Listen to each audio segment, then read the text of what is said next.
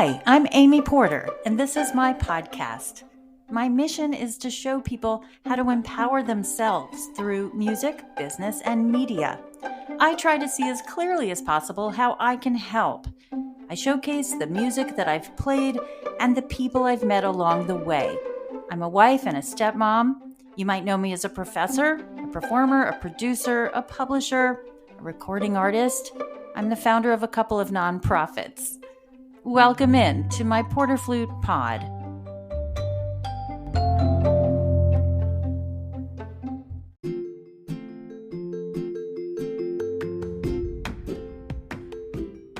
Welcome to PorterFlute Pod. Today I'm able to bring you the players behind the movies and Broadway and someone who backs Justin Hayward from the Moody Blues. They'll share their stories and their advice and the one true fact of this career path. You have to be a musician's musician. Thank you, Justine Sedke and Alan J. Tomasetti, for guiding me along my path. And you'll meet an incredible Michigan alum and some incredible flute friends. There's nothing from the vault today because we have so much to talk about. Welcome to PorterFlute Pod. I'm so happy you're here.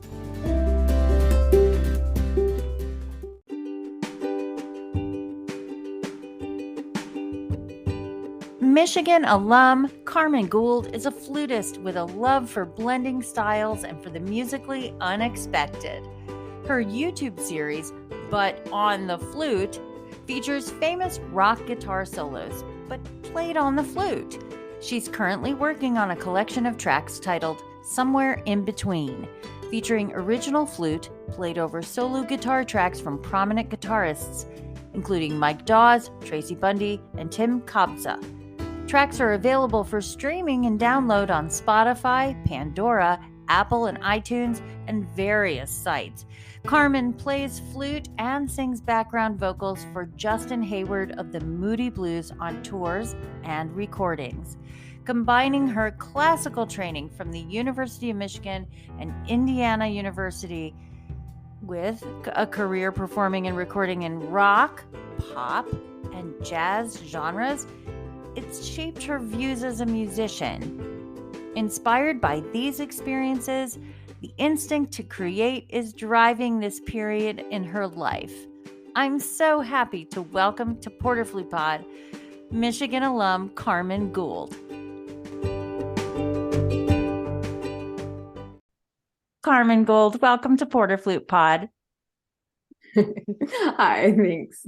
I'm so glad that you're here because I want to dispel some myths, but I also want to confess that if I had a nickel for every time someone said, I want to play in a rock band, or I want to play in a movie, or I want to play on Broadway, and think that it's just so easy.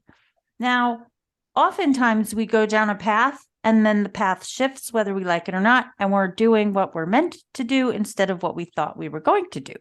So perhaps that's our conversation today as well. But I'll start with asking you, did you envision yourself in a crossover experience like you're in right now? Because you were trained as a classical flutist, were you not? Let's hear about your history. I was trained as a classical flutist, and that's a really good question. 2020 is clear looking back, and it seems obvious looking back that there were all the things in place to kind of lead to where I am now. But I didn't quite understand it on the way. It's just always been an interest. And if I were to talk to my younger self, I would say, hey, pay attention to those things that just, light you up and make you happy, and that you just do it for fun as a musician. And it's been really those things that light me up, combined with all the training, that has kind of made this where I'm at now. I look back and I laugh because I spent quite a bit of time in high school playing in church bands. And that was where there's no music and there's a lead singer. And my job was to make up a flute part, make it sound pretty, either be a solo, so like solo lines or background. and then sing harmony when I'm not playing flute and back up the lead melody singer. And I never thought that was a big deal. I just kind of did that for fun, and and that wasn't, you know, my serious training or anything. And yet those are the skills combined with the classical skills that are so important right now, that I'm using professionally. So it's I'm kind of laughing at the how things just turned out. And I think that the clarity of just saying, if I want to do this, am I walking in the right direction? Right. Yeah. Just asking yourself, yeah, what is needed for those jobs that you want to do, and have I been doing it, and do I like it? Does it suit my personality? And then that's been, I mean, I'm so grateful and so happy right now in my life, feeling like that I'm doing the little niche thing that suits me. And I've found my little path that doesn't have to compete with anybody. I'm just being me. And that it's so freeing and nice. Yeah, there were quite a few years where I kind of lost track of that, and I said, oh, I need to be this. I need to be this straight and narrow path. And it wasn't necessarily bad. It's just that I lost track of the joy of things. I've learned this just this saying of it's not an either or equation. And I think I signed up for this either or equation. And when I was in high school, I got a lot of feedback that, oh, you're very musical. We love your musicality, and da da da da da. You got to clean it up around the edges, though. But because I would just go wild on stage and enjoy my playing, but I heard that enough, and I wanted to be serious, and so I'm like, okay, so the path forward is let's get super serious and do all the exercises perfectly and do everything everybody tells me, work really, really hard, right?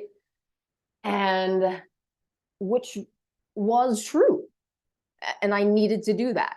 But I took it as this either or, as, okay, if I want to get better, now I just do the serious side. And I left the joy and the all the inspiration kind of behind. And at this point, it's taken me, I hate to say it's taken me this long, but I don't know, about 10 years ago, it started coming back. This combination where like, I can do both. Now I've got this this handle on all the technique and the tone and that I've worked so hard for, and the classical training. Combine that with just the other side of me that brought me to music in the first place. I feel like I can call you a pop flutist because you play backup. Okay, so talk about that. Like, you're a backup. You play with this amazing musician. Talk about that. Yeah. Moody Blues. Oh, it's fun. So I think the other thing that's kind of come out of this is I've always enjoyed playing with guitar players, and that's been a joy. And that has kind of led to where I'm at now. And things are kind of going in the direction of just playing with a variety of guitar players in all different styles. And the Justin Hayward of the Moody Blues gig, Ray Thomas was the flute player that was of the Moody Blues. And so I basically, the job came with go listen to what Ray Thomas did and show up being able to play that, all of his parts. That was it. All of his parts were there. It was singing too. Well, the singing was interesting. So, the first time I played with Justin was like maybe about 10 years ago. I played a short concert, but it was up in San Francisco in the Davies Symphony Hall, and it was actually the San Francisco Symphony Strings were there, and so it was just so fun. We got to play Nights in White Satin with the San Francisco Symphony Strings backing up, and I'm standing there with Justin Hayward playing guitar, and just me and him standing in front of the string players. I'm like, this is it. Like, as a musician, I'm in heaven. I've made it. It was on that gig that, in rehearsal, I mean, I was like hired and told to play the flute parts. And then in rehearsal, it was like, hey, do you sing? And I had learned previously that the answer is yes. like because I'd lost some opportunities in being like oh well sort of do you think yeah sure but so yeah we tried out some vocal parts that day and oh yeah that's good okay sing on this part then and so that was the beginning of singing and playing too. I mean still I don't think of myself as a singer, but again back to all of high school and singing background vocals and I've sung in choirs and that and harmony girl. That wasn't anything new and harmonies have always made me super happy and I've always loved being the person that would just like find the harmony that wherever it is.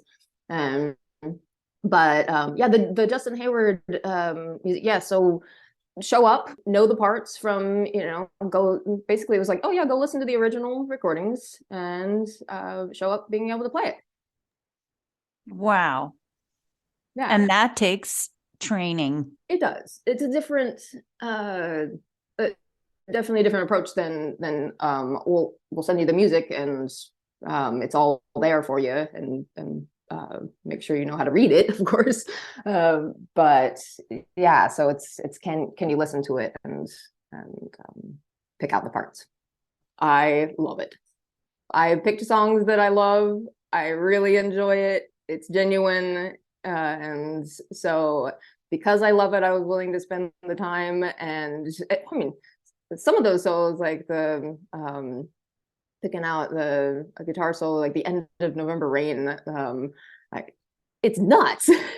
So I mean, the guitar, tons of notes, and if you're just listening to what they're doing, it's hard to pick out. Like, okay, what notes are you actually playing? And then after that, there's like, okay, what notes are you playing now? How do I do that on the flute? And it's just that's fun. That gets into like, okay, well, if I do this, on here, does it kind of mimic what they do? And guitars have a lot of bending because they can, bend the strings. And so, can I mimic that on the flute? Like, pitch bending, can some of it on the keys, bending pitches, some of it just, lip bending. And, so a lot of that. But yeah, I mean, again, it goes back to it's fun. I actually describe Justin Hayward's music almost, I feel like it's chamber music. And that's my other love is chamber music. I consider myself more, that's why I love the rock and pop and that. But like chamber music has always been a super draw for me. And being on stage with Justin, Julie, and Mike, it feels like chamber music, like the rock version of chamber music, really. It's all acoustic. You've got two guitar players and a keyboard, and Julie is singing and I'm singing, but it's an intimate little group. There's only 4 of us on stage. So there's all that sort of nonverbal communication going on. And so you get on stage and it's about the music. The music takes over. And so it's not about yourself as an individual so much, and that takes the nerves away too, because it's not about you.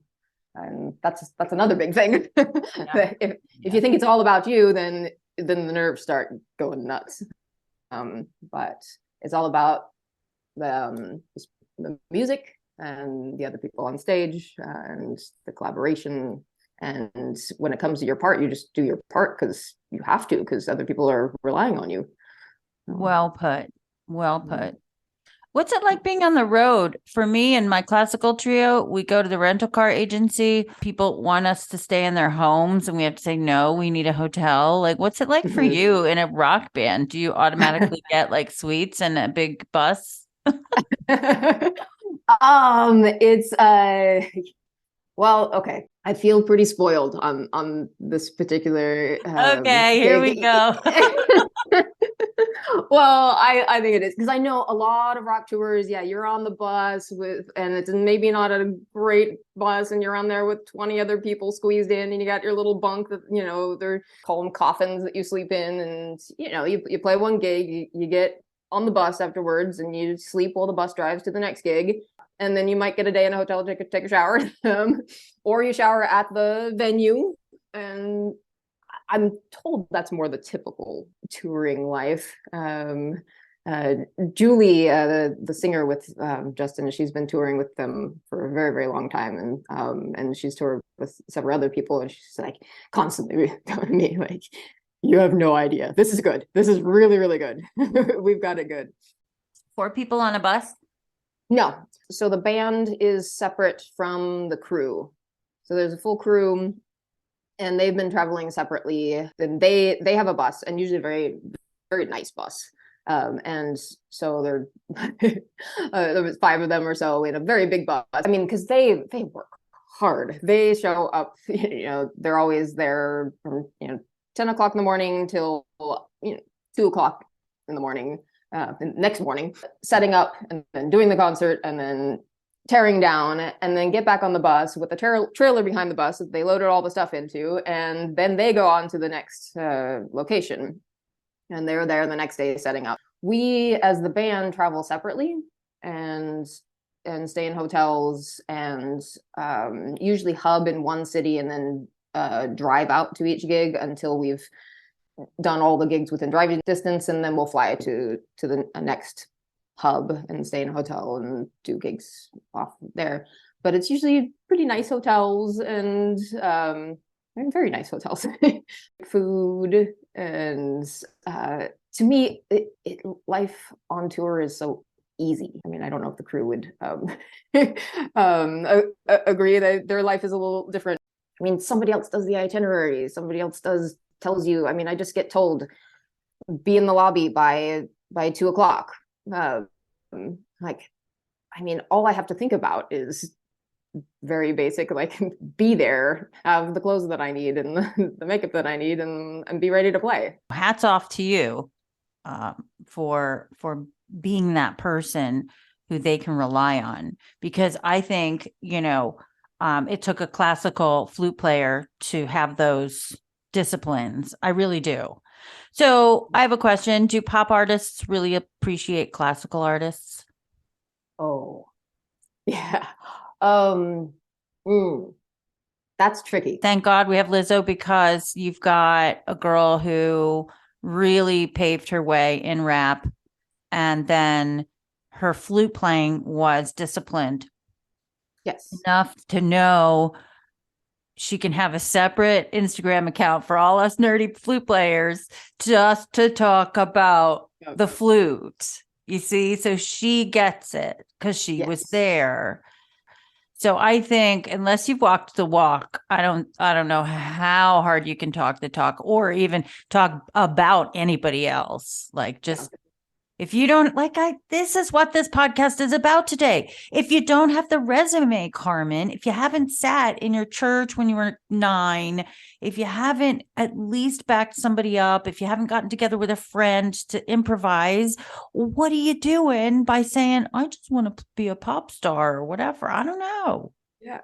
Like, look at all the things that it takes to be a pop star. Yeah, I love Lizzo. Right? She's fantastic, and she is she's got the skills to back it up, and she's an entertainer. I mean, she's just following, and it's so, when you watch her, it's so authentic. And I keep going back to that, like, follow those things that are authentic to you, that make you excited. I mean, she can do that because it's true to her, and that she's spent the time to build the skills around it. And so, but yeah, back to your question, do pop artists appreciate players? And I think it's a complicated answer, at least from just my opinion and perspective. But I see there's this aloof kind of thing about that I think the general public has about classical musicians, that maybe we are maybe a little stuffy, or a little unapproachable. We are. It's just our introvert coming out. Well, I'm not saying that's true. I just think we're not aloof. We're nerds. Oh my goodness. Yeah. Well, this bridge of like, oh, it's like the rock world. There is this almost side of things where, like, it's almost hit me a little bit, like on stage. It's like, do I hide my classical? Do I do I pretend it's not there? Is that going to be too nerdy? Is nobody going to want me on? They're going to kick me off the rock stage if I show too much of my classical. And I've been kind of trying to figure out that equation, like how much of my classical can I show? And yet you do it in the right way, and it's like Lizzo, and it's disarming, and people say, oh, that's so fantastic, I love it, I love the classical angle that you brought in, and that you can do that, and combine it with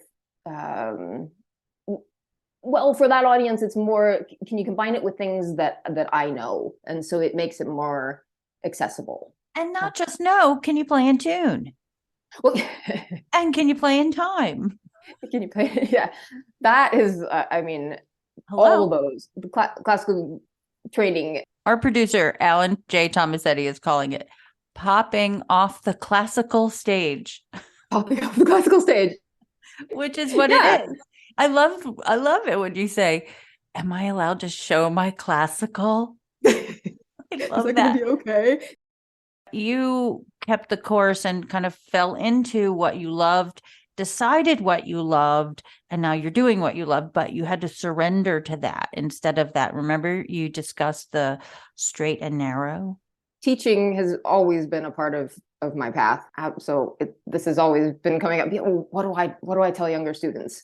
And I remember having a discussion with one parent once, and the student and the parent standing there, and I laid out some of the realities of things. She was a high school student, and had these, oh, I want to be in a symphony, I want to be this and that, and you know, I kind of laid out the path. Okay, this and then that. And we're already a little behind to getting there. And the mom looked at me and was like, "You're kind of a killjoy," and I'm like, well, no, I mean, I'm just trying to be realistic.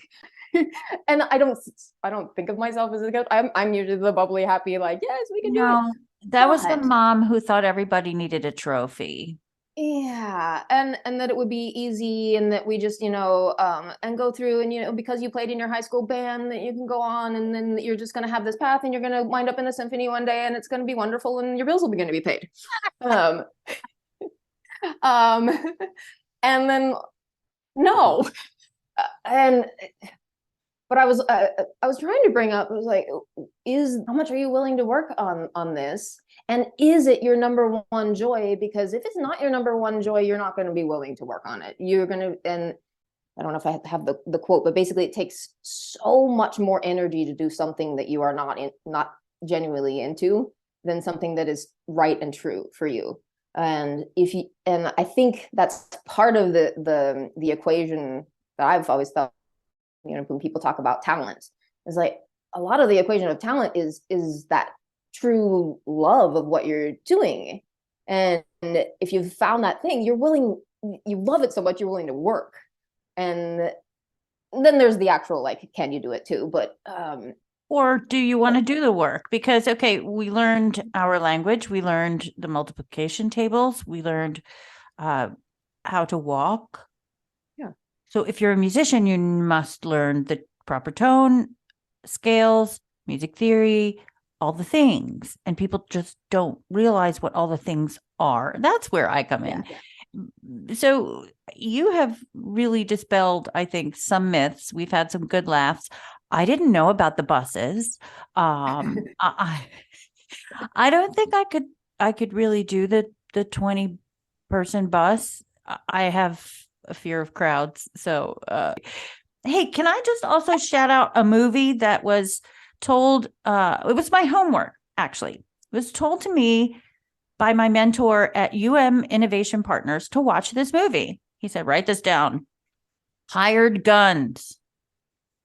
I said, what's that about? He said, it's about all the guitarists and drummers and a couple of singers who have been in so many famous rock bands and played so many famous solos. And you know all those solos, but you have no idea. Don't know them. Who that person is. You don't know their name. Watch Hired Guns. It's the greatest movie. It's so good. My aunt the other day, I was talking to her, it was Christmas with her, and she was she asked me, she's like, would you rather be a musician's musician and now I can't remember what she called the non-musician's musician. But this idea that and she's not a musician, and she's throwing the term out, a musician's musician. And that from you talking about hired guns and like those musicians, I think of as musicians, the ones that can come in and play, and you know how to fit into and do what needs to be done, versus I guess what you'd say versus maybe just the entertainer, the one that everybody knows, the front and center, whether you are known for your combination of entertainment value and that, versus just pure like, oh, musicians value you as just being a musician. I'm tripping over that last bit of like trying to because I've been trying to define this. I think it's such an interesting term, a musician's musician. Nerdy. Have gone to music school. Mm-hmm. Yeah. What's a musician's musician? And if you haven't gone to music school, you can just certainly hang and talk about key signatures and time and all that stuff. But that's not the stuff that the general public says, oh, I'm so excited that you know what key signature you're in, like, and what time signature you're in. I know. Like, nobody cares. Except us musicians, like, oh yeah, he really knows what he's doing.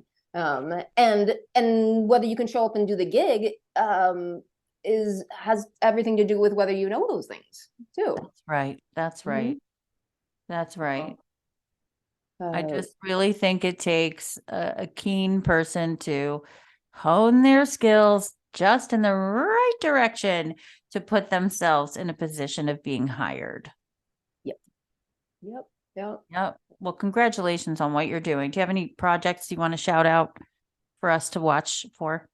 Well, well, I guess watch out for, hopefully those videos take quite a lot of time, and I keep telling myself I've got a few more in the queue of the guitar solo covers.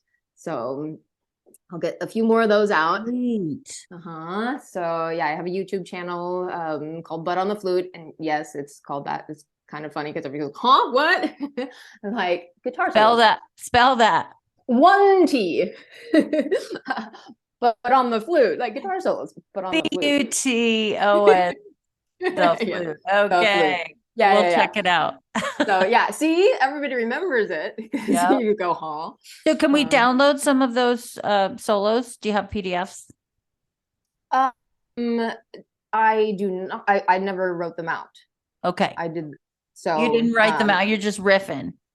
No, I didn't write them out in classical notation. So I transcribed them, but I didn't write so I learned them, but I didn't put them into classical notation. I actually feel like those solos, if you put them squarely into classical notation, I think I always thought that if I put them in the classical notation, I'm not going to play them kind of with a classical style. It's going to kind of seep in if I'm looking at classical music.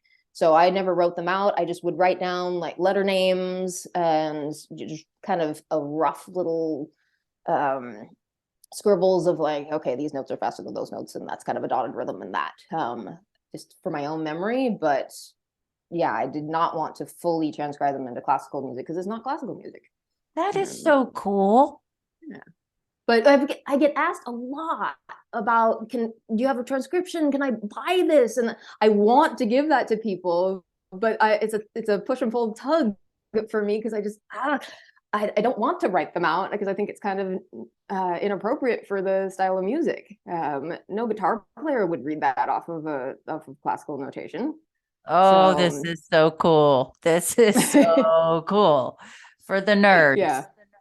Yep. So no, you want to play that? You have to go in and listen to it and figure it out by ear. And if it's too hard to hear, you get one of those little slow downers, and they have an app for that. And you put the music into that and then slow it down, and then you can really kind of pick out those notes a lot easier. That's the trick.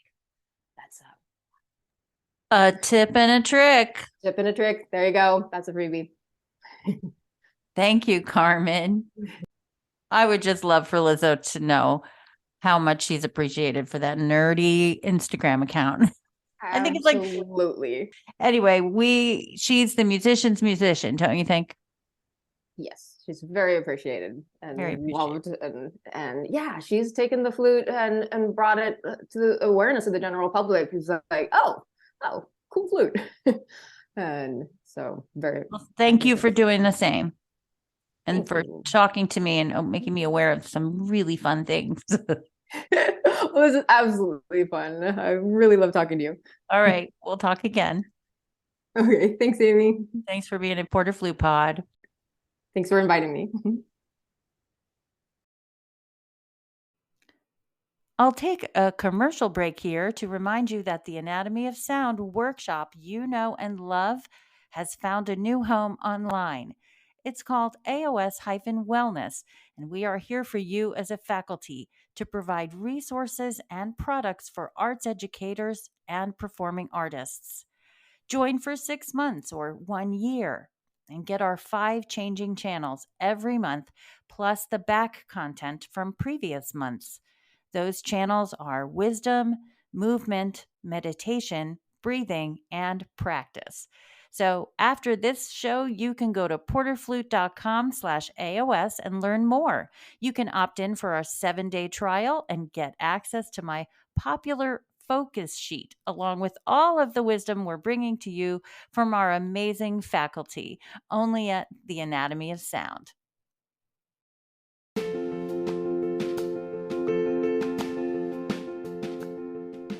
Orchestra of St. Luke's principal flutist Elizabeth Mann is a featured performer in concert halls throughout the United States, Europe, and the Far East.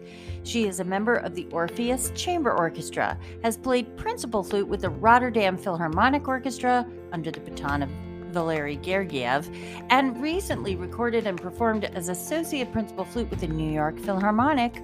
She's been principal flute of the Santa Fe Opera, Minnesota Orchestra, flutist of the Dorian Wind Quintet. She's performed with the Boston Symphony and with Yo-Yo Ma's Silk Road Ensemble. Liz has toured the U.S. She's played with Renee Fleming. She's played with Andre Previn. She's played with Jaime Laredo. She gave the U.S. premiere of Sofia Gubaidulina's Concerto for Flute and Violin with Gidon Kramer, and premiered a solo piece by Joan Tower and a concerto by Peter Maxwell Davies. I have to tell you that Liz can be heard on more than 100 recordings, including a critically acclaimed CD of Chopin flute and harp transcriptions with Deborah Hoffman titled Reflections. Liz is a well-known teacher in New York. She gives master classes across the country. She's involved with the Orpheus Institute at Juilliard, at Manhattan School of Music. She teaches at Colorado College Music Festival, and she teaches at Mannes, and she was my colleague at the Juilliard School, and she was a student of Julius Baker. Liz Mann, welcome to PorterFlute Pod.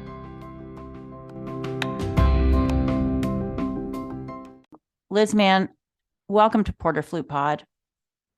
It's a thrill to see you, and I'm happy to be here to speak with you. Thank you. I'm going to start this time at the end. I'm going to start with the questions that I guess get asked all the time. I keep saying, if I had a nickel for every time someone asked or told me, I want to play in the movies, I want to play on Broadway, pop music, or some category that isn't the mainstream classical music way, which you and I were both trained in. I could say, oh, it takes years. And do you play other instruments? And do you sing and do all these things?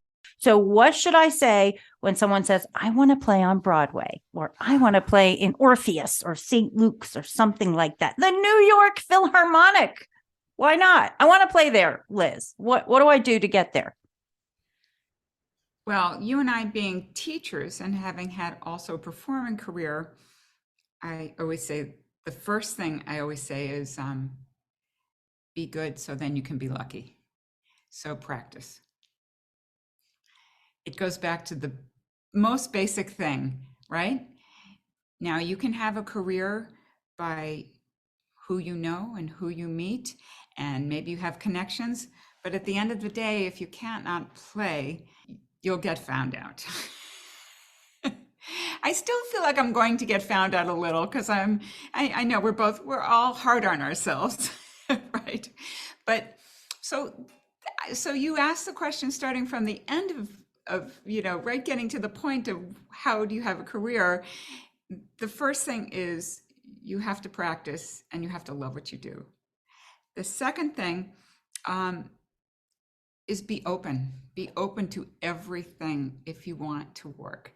I mean, I got started, I was at Juilliard, as you were, and I got an opportunity to go play in the Caracas Philharmonic audition. I won that job, and I came back and I won an audition in Tanglewood, and I was back at Juilliard and seeing people starting to work, and I thought, how am I ever going to get work? I don't know how I'm going to get work. Well, I was given an opportunity to sub and play in something called Dance Theater of Harlem. And I went and played in the pit there. And the clarinet player next to me said, "You sound really great. Tomorrow we're having auditions for the Orchestra of St. Luke's. We've never had auditions. We're going to hear 20 flute players in New York, but you should come and play." I went and I played and I won. And I won this job. And I was, 24. Wow. And all I had ever thought, I studied with Julius Baker when I was younger. I studied with James Papatsakis. I never knew there was a New York that existed except for Juilliard. I didn't know there was Broadway. I didn't know about this whole other world of, I guess you can say, freelancing, although we as New York musicians don't like to see it that way. If we're playing in really wonderful orchestras, St. Luke's Orpheus, or playing a show, we see that as something a high art form, just as high as playing in one of the major orchestras or any orchestra. So I really was geared as a classical musician from a young man.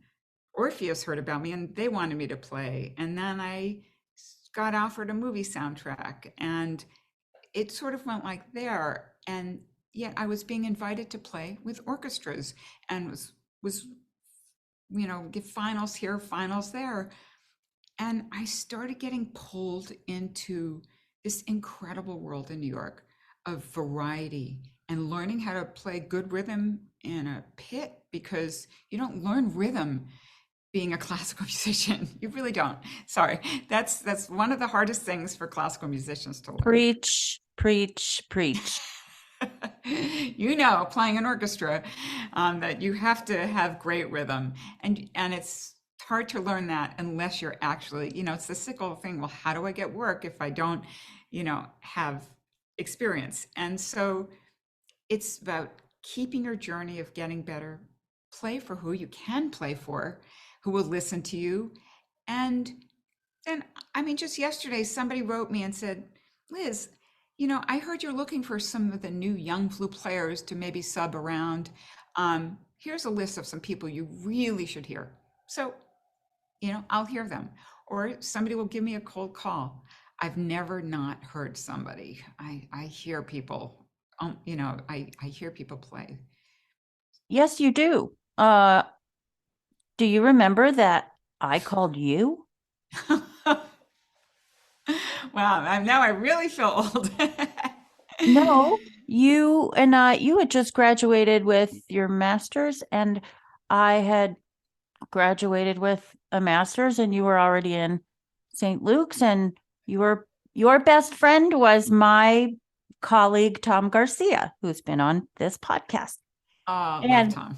And I had zero work. And I remember where I was when I called you and I said, "May I have your reject work?"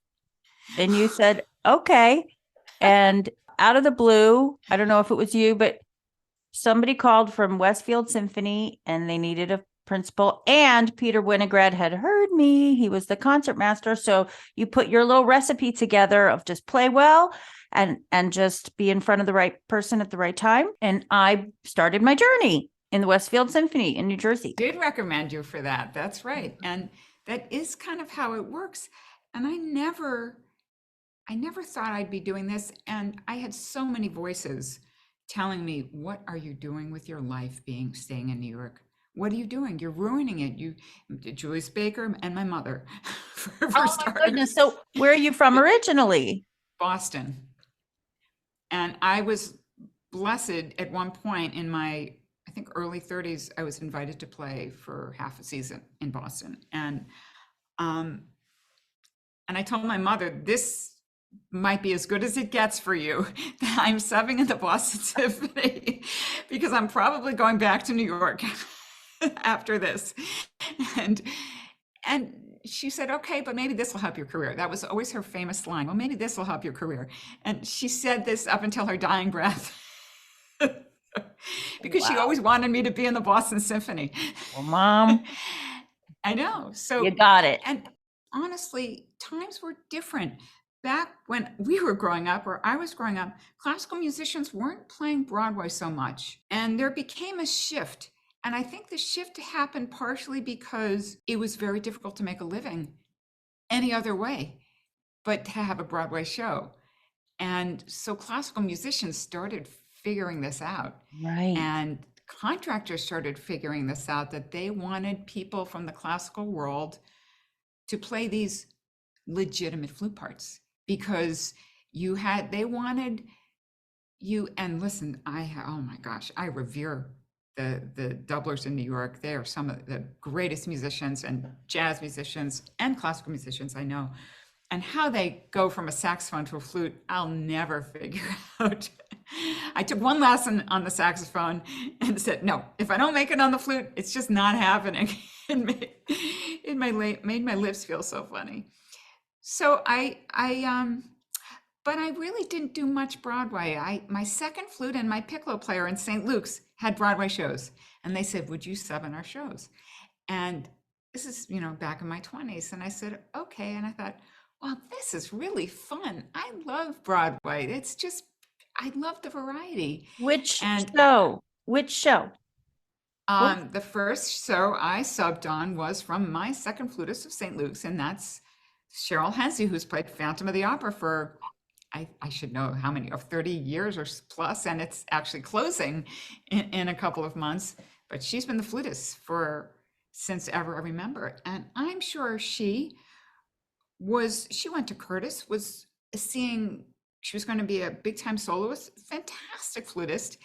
And she got this job and she started doing everything in New York. And I think she really fell in love like I did. And like the other flutists I know who have shows, they kind of fell in love with the variety of what New York has to offer. But it still goes back to how do you get into this, right?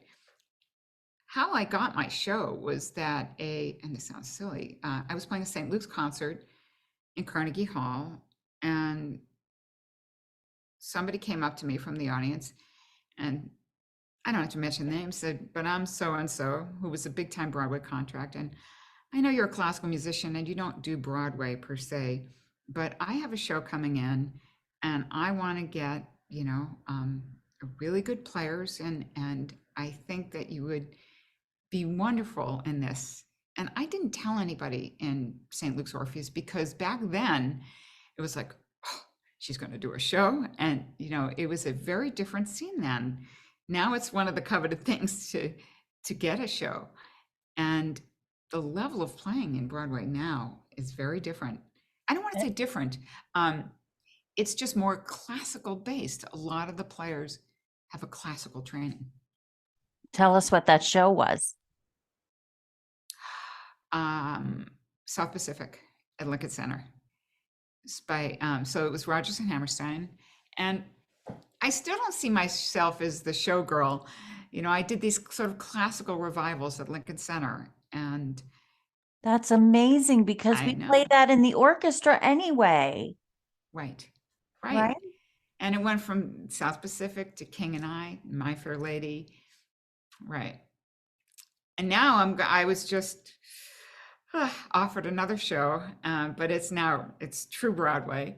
And, I teach and I'm getting older, and, so this might be my last blast. And, but I really have so much fun at these. I love the camaraderie.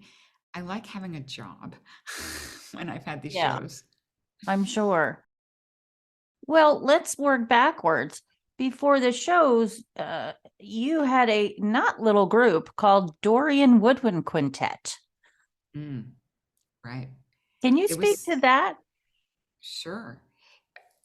It was a similar kind of thing in the fact that my name had started, I guess, back then, getting out a little into the New York scene. I had auditions for this group, the Dorian Woodwind Quintet. And back then, they had over 40 concerts a year, which is unheard of for a woodwind quintet. I know. It was a rock star woodwind quintet. And you know what? I met somebody the other day at a concert, and they're going to be the new oboist for the Dorian Quintet. And I was so pleased to know that the group was still going after all of these years. You know, the wonderful Jane Taylor, bassoonist, started this group and made magic of woodwind quintets and transcriptions and commissioning works, things that people now it's more part of the norm. But back then, it was really groundbreaking to do things like this, to get your group together, to write grants, to all of these things that we were never taught in school. Now they do teach things like this, grant writing, and they have courses for this. I'm sure you know. I just really admire, that you were the trailblazer for all of this. What made you decide to leave and when did you leave? So I was in the quintet for 10 years. That's a long time. Yeah, it was a long time. And I just felt like I needed to shift focus a little on what I was doing. And I had, I was doing teaching and I was doing other things. And it just felt like it was time for me to move on to something. I needed a break from playing in quintet. I sort of, it felt like it was the right time for me to leave. I felt sad when I left, but it just felt like it was the right thing for me. I had other things going on, but I learned so much about playing with these musicians and playing chamber music and how to listen. It actually helped. People don't realize it helps you in orchestra to play chamber music. Oh, yeah, for sure. But a lot of places outside of New York and the big cities, um, everything's about getting an orchestra job and being respected if you get an orchestra job. And so I'm here, I guess, Amy, to say there is life if you don't have an orchestra job or have an orchestra job or before, that it's the greatest thing to play an orchestra. And I miss the early days when I played a lot in big orchestras. St. Luke's, of course, is an orchestra, but I really just think that there's so many wonderful musicians doing different things besides playing in an orchestra. And so it's to tell the students there are choices out there and directions that you can go in and feel very fulfilled as a musician. Let me take one more opportunity to introduce you to the Anatomy of Sound, where you can do a 34-minute yoga class or several different meditations, all for free. You can see more of our content at AOS-Wellness. And if you're on our PorterFlute website, it's PorterFlute.com/AOS. Check us out for memberships and products that help the performing artist and arts educators. If you can be the consummate performing artist, the one who gets hired all the time in New York City, if you can be that, you have to play at such a high level that you keep getting the call. And that, my friends, does not entail TikTok followers. Yes. I mean, well, Amy, I've never been very good at that aspect of things. And I have so many colleagues who are much better at the social media and all of that work that can be very helpful to you to expose yourself and get known. I was just probably, I think like you a lot, just in the practice room and doing the work and doing playing and then I feel like I got a little lucky. I got lucky. You have to get a little lucky in this business. And if hopefully if you keep practicing and you keep studying with people and continue to do that, you give yourself opportunity, because it's not an easy profession. And the other thing to say is that you don't have to be just like your neighbor. You don't, just because the other flute player is doing this or did things a certain way, don't get discouraged by feeling like that's the only way to succeed. So you have to just start somewhere. Again, you can get lucky. You can get lucky at a young age. Somebody can hear you and things can go well for you. Or you can get an audition and win an audition. So it's really about keeping doors open, playing for people, always practicing. And, for me, I went to Juilliard, so I was in New York. So, Julius Baker was recommending things that were in New York. So that like, if you're in a city that has things available to you, that's one way. It's expensive to live in New York, so you'll have to have roommates and things like that. Yeah. But there's lists. I mean, there's another flutist who's really been playing shows longer than I have and knew she wanted to take shows from a very young age. And that's Helen Campo, and I know you know her. And I was playing with her the other day, and she, we were talking about how we got started, and she really she gets, I think, 4 or 5 phone calls like a week for people to play for her, to sub in her show, and it's pretty extraordinary. There's so much talent out there. Oh my gosh. There is. Now her show is wicked. Her show is wicked. Yeah. I think she had 10 shows before that. Right. Now, can you tell us the movie that we can hear you in? What movie did you play? I think my very first movie I did was Cape Fear a million years ago, and it had 16 flutes on it and 16 horns on it and 16 trumpets, and I played 16th piccolo. That was my first movie date many years ago. And I mean, I've played on, I think, over 50 to 100 movie soundtracks since then. I don't do as much now as I do because there was a period where it kind of dried up in New York. They started going to Eastern Europe where they could record for a lot less money. So it was really LA, and then they were going Vancouver, they were going to other places, but it was very expensive to do it in New York. I think now it's been coming back, which has been wonderful. Those studios are coming back. So actually, I feel like, some people say, oh, classical music's dying. And there's no way you can make a career now. And there's so many more flute players out there. And I can't always say I've been an optimist, but I really believe that things aren't dying. They're changing, they're evolving, like everything, like we're all evolving in this planet. And so I don't like to discourage students. I try to say, if this is your passion, which is what we were told, if this is something you must do and want to do, there are ways out there to be a musician. The more well-rounded you are and the better playing, the more you get known. And as I said, I don't put myself above anybody as a flutist. There's so many wonderful flute players in New York, and some of them I never work with and I never see because we all have our little niche of jobs, There's these orchestras in New York that people play in. And then sometimes, like Helen Campo, we played a concert the other day together. We work together every couple of years, we work together because we're in different circles. But it's really nice to see my colleagues, out there. And so when you say how to get on Broadway, obviously you can always try calling the people who have the shows, but often there's only so many people they can hire. Maybe you can get the road show. That's always a possibility. That's right. But and I think, I look at you, Amy, and just to take a major moment here.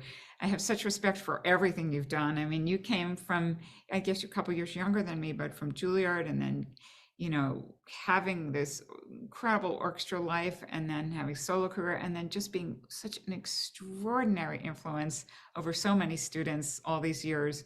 It's really nice to be able to reach out and see you and just connect. I've really liked doing this, just to reconnect with you. Oh, it is so good to reconnect with you. And in the beginning, it was love of a person. We both love Tom, and that brought us together, and the love of the flute. And thank you for giving me my first recommendation. And I have just a little tiny story. I remember going to some of my first flute lessons at Rittenhouse Square in Philadelphia. And I had to wait out in the hallway for Deborah Carter Smith to finish teaching the student before me. And the student before me, oh my goodness, this flute player was playing Taffenel Gobert and etudes and super fast. And I think I was 15 and she was maybe 16 or 7. Like, she was also in high school, and it was Helen Campo. So, and then I get to Juilliard and I meet you, and then I hear of Cheryl Hensey. So Cheryl Hensey automatically walked on water. When you just hear the person, you don't know them, you just say, okay, I'm putting my flute down right now and listening to these people because they're amazing. You all inspired me so much. Just, I want to thank you back. Like, literally. Oh, thank you so much. Well, it's great that you do these podcasts, and I think a lot of students and flutists would find it sort of fun to hear about and interesting. And as teachers, I just, as you said, trying to guide the next, not even generation, 3 generations later almost, of flutists to find their path. And that's one of the first things I always ask students is, what's your dream? And then let's see how we can get you there. Oh, that's wonderful. I love that. Yeah. Well, it's been great to have you in PorterFlute Pod. Thank you, Liz. Thank you, Amy.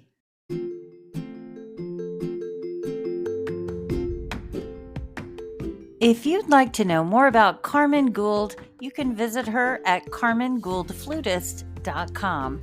That's KarmenGould flutist.com. Elizabeth Mann can be found on the websites of Mannes School of Music in New York City, the Orchestra of St. Luke's, and Orpheus Chamber Orchestra. You can visit me over at PorterFlute.com or AmyPorter.com, and on YouTube, Facebook, and Instagram, I'm PorterFlute, and AOS-wellness.com. Thanks for being here. I'm so grateful for you.